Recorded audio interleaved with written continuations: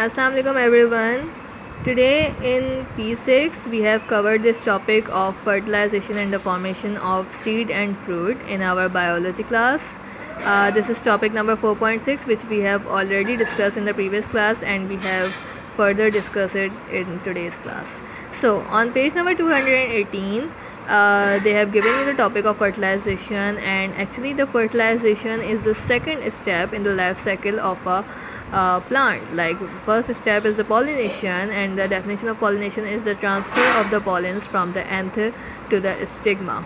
And after this pollination, what does happen is that these pollen, when they land on the stigma, the stigma sends signals and it starts forming a pollen tube. It is actually a tube that starts from the stigma and it goes directly into the ovary, and inside the ovary into the ovule through a hole that is present in the ovule. So the pollen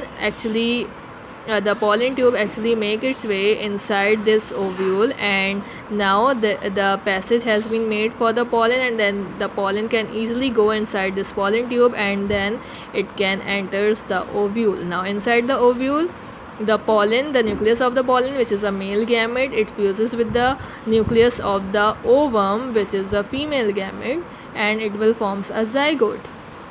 Now the zygote will divide further and it will develops into an embryo, which is a baby plant.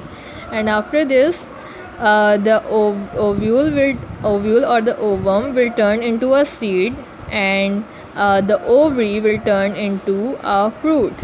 After the fertilization, this seed which is formed will send a signal to the flower, and all the other parts of the flower, like for example style, stigma and stamen, the petals, the sepals, all of these parts of the flower will wither off, and only the ovary will be left, and the ovary will turn into a fruit.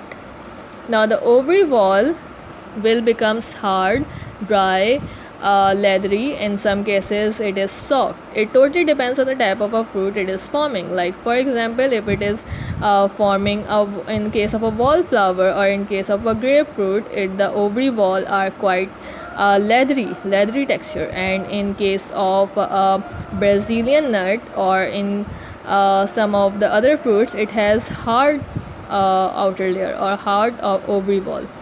In case of a plum or in case of a tomato, the outer layer or the ovary walls are quite soft and spongy.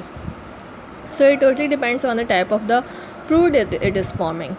Now after the fertilization, okay, one more thing to keep, it should be kept in mind that for each ovule there should be a separate pollen or and a separate pollen tube, and each of the ovules should have to be fertilized by the separate pollen. So it means that if a flower is containing 10 ovules, so each of these 10 ovules will have to be fertilized by the different 10 pollens, and for each of the ovules there should be a separate pollen tube. So the number of ovules determine the number of seeds that are formed in a fruit. Like for example, in tomato there are several seeds. It means that in a tomato flower there should be separate ovules. In case of a mango or in case of a plum, it has only one ovule. That is why plum has only one seed. So your home task is that you have to do question number 1 till 4 on page number 219 in your notebooks. Question number 1 is that you have to tell the difference between the pollination and fertilization. You just have to tell the definition of the pollination and fertilization.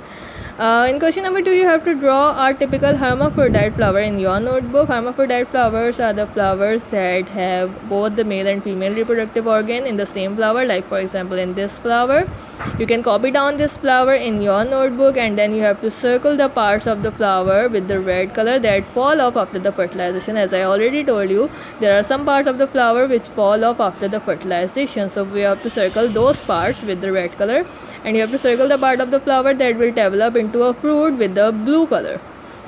Now question number 3 is you have to define the word seed. You can define it in your own wordings as well, or you can take the help from the internet as well.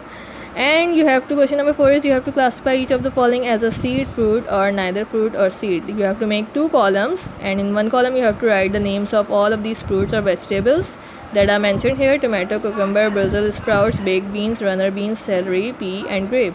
And on the front of the column, you have to write whether a tomato is a seed or whether the tomato is a fruit.